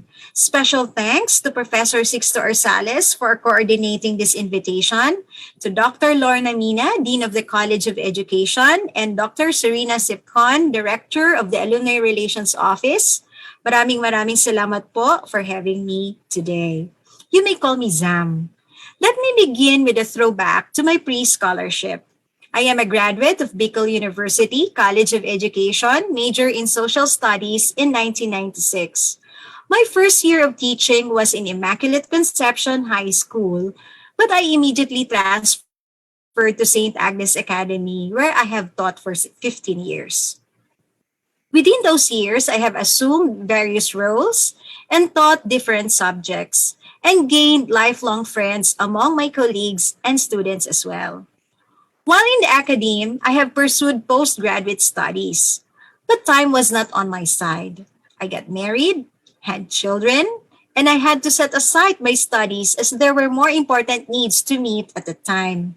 Sabi ko sa sarili ko, kailangan magka-scholarship ako kung gusto ko po mag-aral dahil imbis igastos ko sa pag-aaral ko, ay para sa mga anak ko na lang. Some of you might relate to this.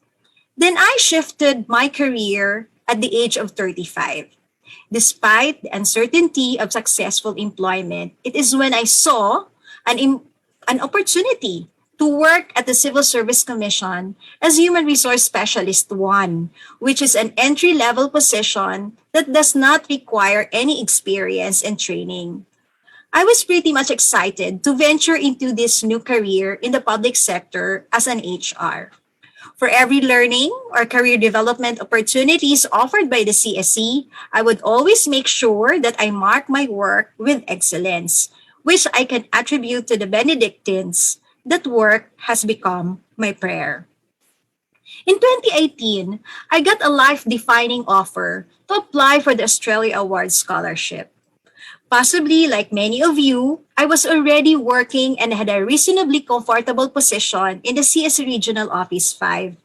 But I am still questioning myself if what I'm doing is enough. There's always something in me that pushes me to continuously develop myself and not to be content with mediocrity and to be always in search for new learnings and ways to do things. Although I was very determined to apply, a part of me was holding me back because I have a 2-year-old son. But hey, my husband was all out support. So it was just me who was overthinking again. Aside from this, the course offered was Master of Digital Information Management. So sabi ko sa sarili ko, kakayanin ko ba to? Pero gustong-gusto ko ito dahil bukod sa naiiba siya sa mga course offerings sa aming opisina, at tanging 2 lamang kami sa buong komisyon ang mag-aaral nito. Mas lalo po akong na-excite. We'll talk about foresight. Although I was confident going through the rigors of application process, including the Pearson's English Proficiency Test, what was absolutely challenging is the REAP, REAP, or Re-Entry Action Plan. This is a very important mechanism of the Australia Award Scholarship, which ensures the application of learning when a scholar is back to their home country. I had to think of a REAP that will be beneficial for my office since I was a targeted applicant. A presentation of the REAP was included in the panel interview after going through the paper document review. The best way to ensure that you have enough time is to start early and plan your application process way ahead of time. I set a strict time frame for myself and stuck to it. For instance, I finished my application a few weeks before the deadline, but I kept revisiting it every other day and made changes. So answer questions precisely. Fast forward to the exciting part. So I was awarded the scholarship. There were only 27 of us for the 2018 spring intake to Australia. I believe the fewest drafted so far. I specifically went to the University of Technology, Sydney. My choice was really to study at a university either in Sydney or Melbourne. Siyempre, yung inisip ko po, galing na nga ako sa probinsya, so gusto ko rin naman maranasan ang big city in a first world country.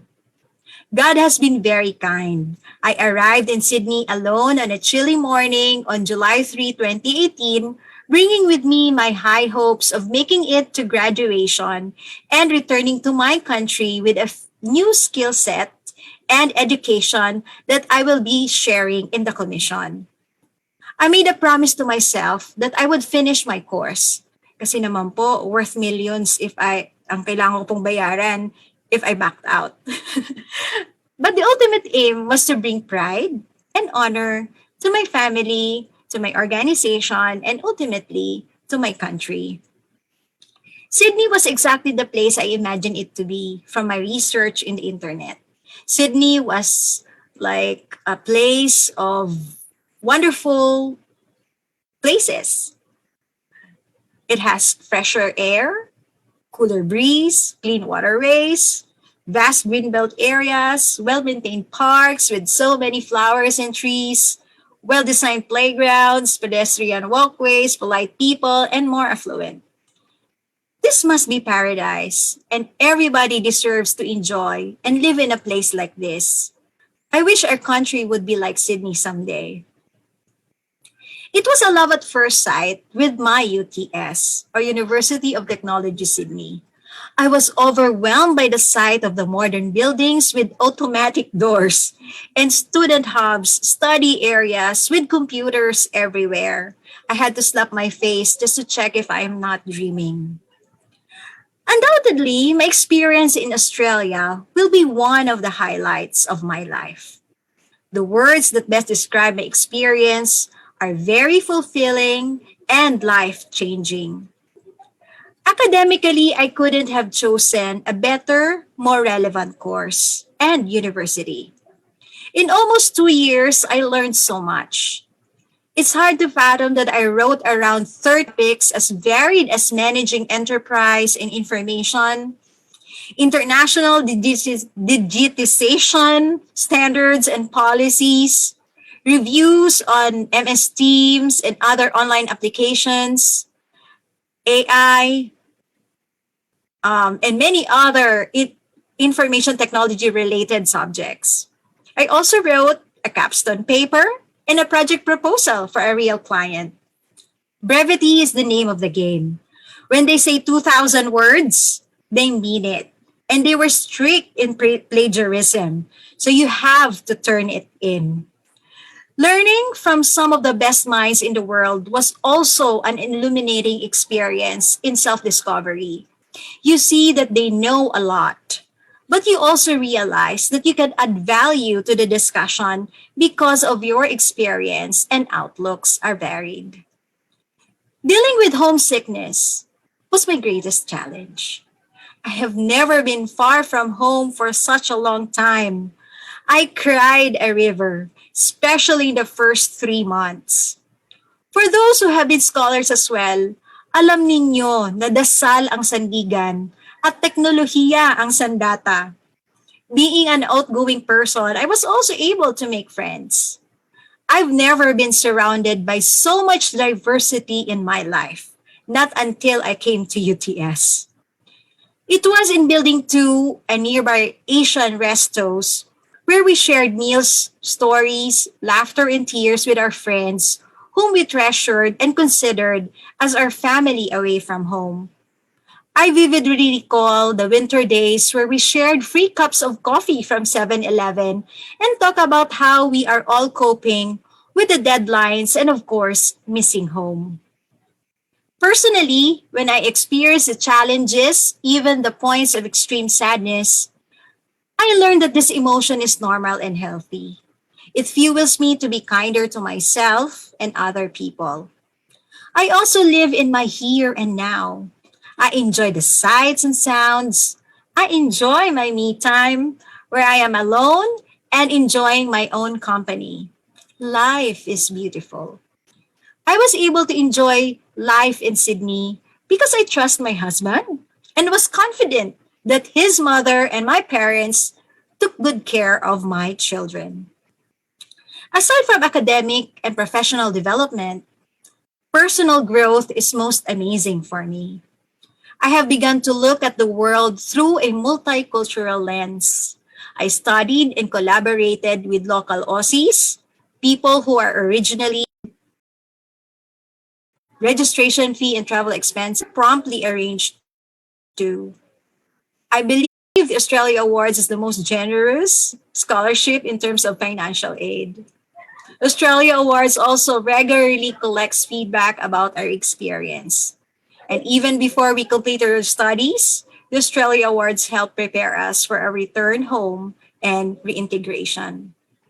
And so moving on, the opportunity to study abroad in a world-class university is a privilege that I will always be grateful for to the people and government of Australia.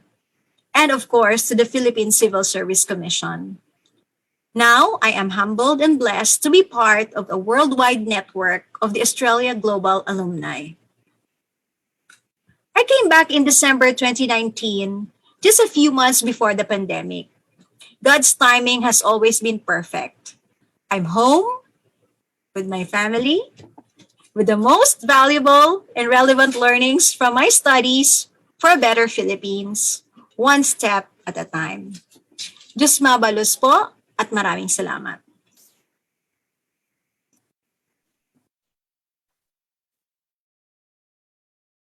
Thank you so much, Miss Arroyo, for your meaningful sharing and for the highly valuable viewpoints that you shared with us this afternoon. At this point, I'd like to invite our two resource persons, Sir Jobren and Miss Zara, to please open your cameras as we invite perhaps some comments or questions from our viewers or from our participants here in the Zoom room.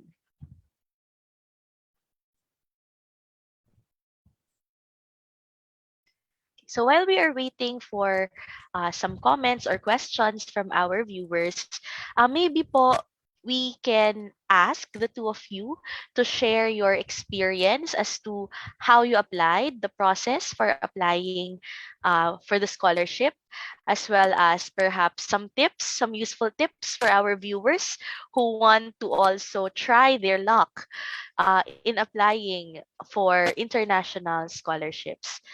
So maybe po we can go first with Miss Zara, and then after Miss Zara, we can hear from Sir Jobred.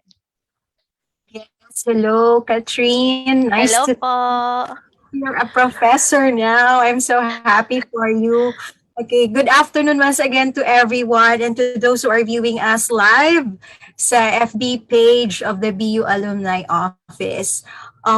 For the question as to how to apply to the Australia Awards, well, as I mentioned earlier, I was a targeted applicant because CSC or the Civil Service Commission is one of the benefactors of the many aids coming from the Australian government. And so, pero yung naging application ko was quite different from the other targeted participants because I had to ensure my own slot dahil there were 10 of us from CSC but two only were able to meet the cut-off number of scholars to be sent for that particular intake. So if they wish to apply for scholarship under the Australia Awards, they can go to the website australiaawardsphilippines.org. There are a lot of information materials which they can look into para makita kung saang area or field of study, pwede silang mag-apply. But bago yung iba siguro ko pang sasabihin at Katrine, I'm just so overwhelmed to be surrounded by such great people here. And gusto ko rin itong i-take opportunity to thank Dr. Becky Bercasio dahil because of her, I was able to wear my alampay during my graduation in UTS, University of Technology, Sydney. So, ayan, if I may share that particular moment, okay, kung maka-share screen lang ako ng saglit, no, Katrine, I'd like to take this opportunity to show everyone, ayan,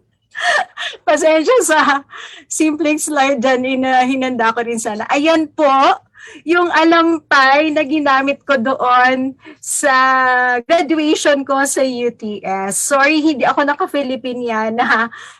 But it was really a very proud moment for me kasi nakikita ko yung mga ibang university, specifically University of the Philippines na mga graduates, they would really wear their, mga sablay nila. So sabi ko, why not me? So immediately kinonta ko po ito si Professor Six. Sabi ko, Professor Six, pwede po bang pahiram ako ng alampay mo dyan dahil hindi ako nakadala?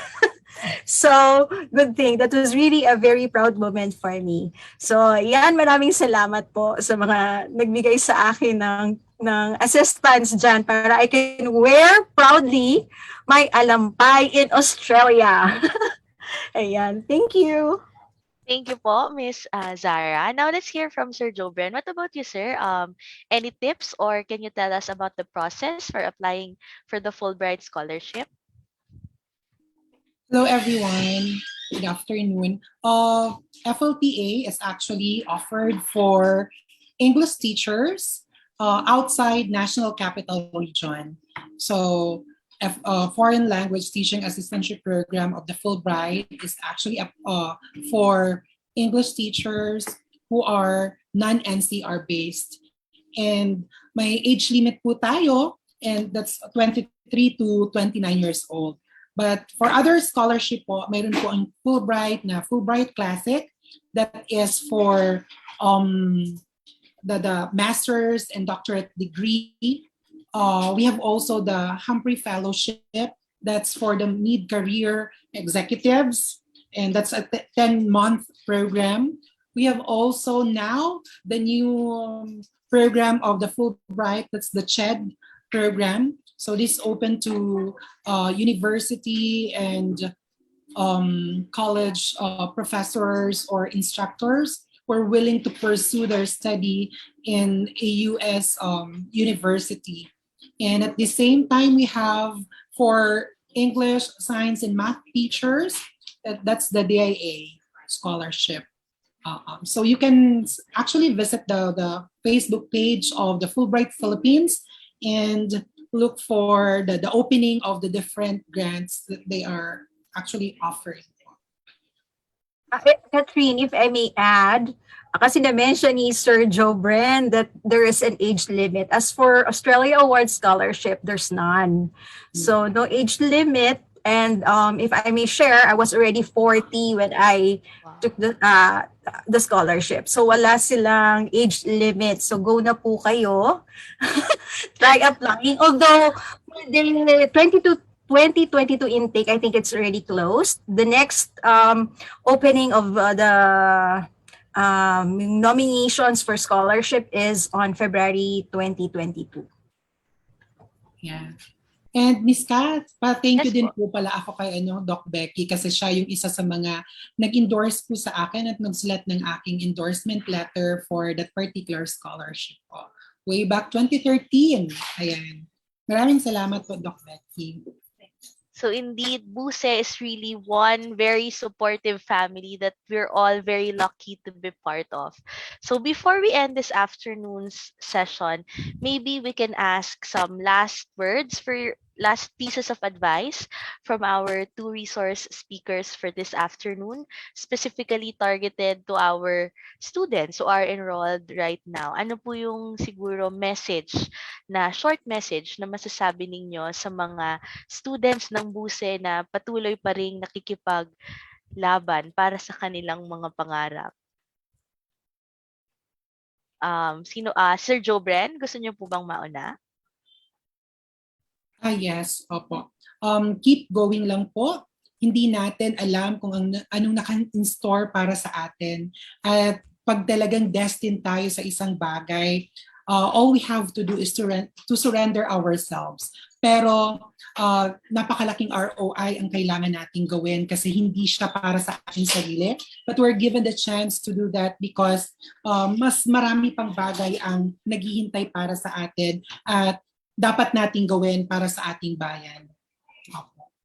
So yung mga estudyante natin, yun, keep going lang po kasi hindi natin alam kung anong naka-in-store para sa atin. Basta ilagay po natin sa puso natin yung tanong kung bakit tayo nagsimula at bakit tayo nandyan sa Bicol University College of Education. Yun lamang po at maraming salamat. Thank you so much, Sir Jobren. And lastly, let's hear from Ms. Zara. Yes, just I support the thoughts provided by Sir Jobren that we really have to keep pursuing our dreams no matter how difficult it may be at first. Pero God's timing is always perfect, as I would always say.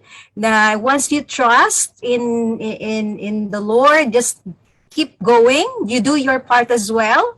If this is what you really want to do with your life, just go for it. We only have one life to live and make it as meaningful and fulfilling, not just for yourself, but for others as well. So I think isa yan sa mga natutunan ko din sa Bicol University College of Education. I could still remember my professors then, lalo na sa social studies, yung mga late professors ko na siguro wala na nga sila ngayon, pero they would always instill in us the value of giving back to others, to your country, bilang isa sa mga scholar ng bayan dahil nga we are all part of the Bicol University, and always think that you shouldn't put limit to your dreams. Just keep going and keep reaching out to others for help. Kaya sabi nga ni Sir Jobren, madaming tutulong.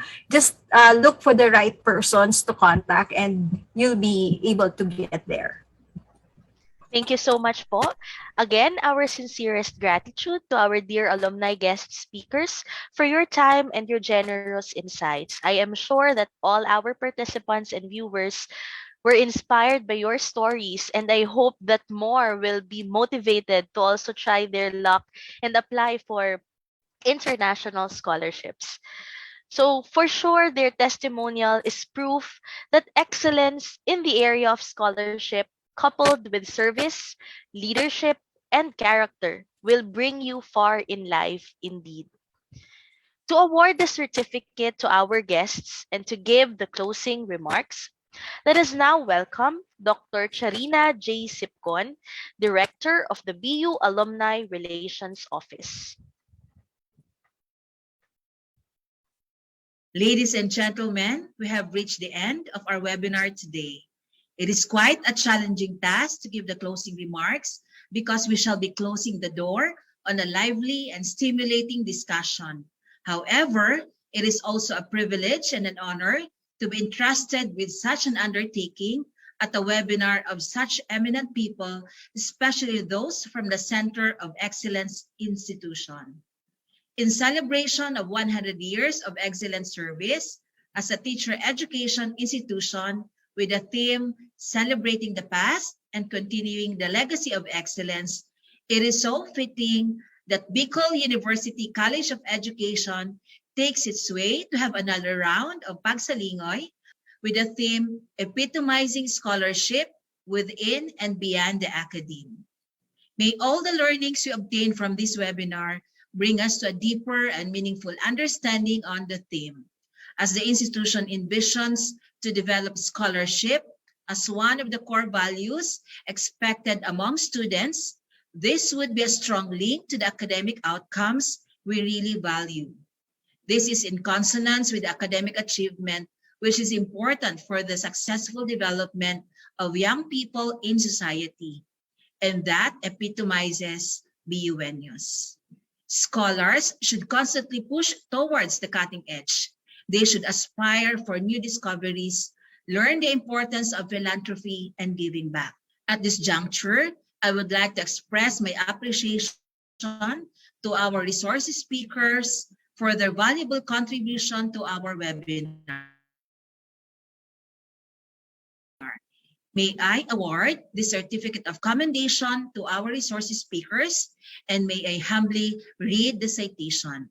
Republic of the Philippines, Bicol University, Legazpi City, certificate of commendation is hereby awarded to Dr. Joe Bren El Consuelo for sharing his knowledge and expertise as resource speaker during the Pagsalingoy, the art of giving back through a virtual alumni homecoming with the theme Epitomizing Scholarship Within and Beyond the Academe on December 7, 2021 via Zoom, given the 7th day of November 2021 at Bicol University, Legazpi City. Signed, Dr. Lorna Eminia, Dean, Bicol University College of Education. Yours truly, Dr. Charina J. Sipcon, Director, Alumni Relations Office, and Dr. Arnulfo M. Mascareñas, SUC President 4. The same citation is also given to Ms. Zara Z. Arroyo. Once again, thank you very much to our commendable resource speakers. My deepest gratitude goes as well to the esteemed keynote speaker, Dr. Rebecca Rosario Bercasio. While there are too numerous to name individually, prominent among them are the Dean of Bicol University College of Education, Dr. Lorna Eminia, for her support to our undertaking. The facilitators, the forum moderators, and the virtual anchors, Professor Catherine Lourdes Torre and Dr. John Mark Mayor. They also deserve our gratitude.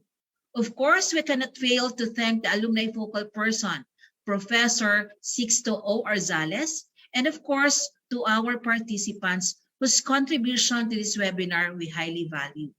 Once again, with appreciation to this another fruitful engagement with you all, happy centennial anniversary, Bicol University College of Education, and have a nice day. Thank you so much, Dr. Sipcon. And once again, congratulations and our heartfelt gratitude to all our resource speakers for this afternoon. We come now to the end of our session. As a last reminder, please accomplish the post-session evaluation through the link which was sent by our extension coordinator in the chat box, in the Zoom chat box. We look forward to understanding your evaluation of today's webinar so that we can improve our future webinar sessions.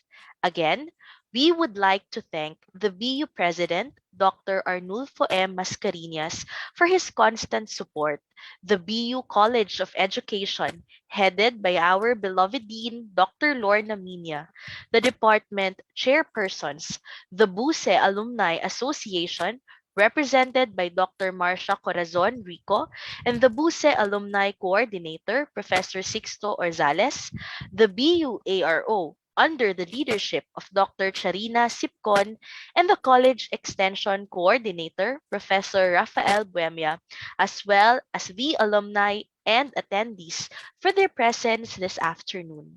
Again, this has been Catherine Torre. We thank you for celebrating this milestone with us. God bless, keep safe, and goodbye for now.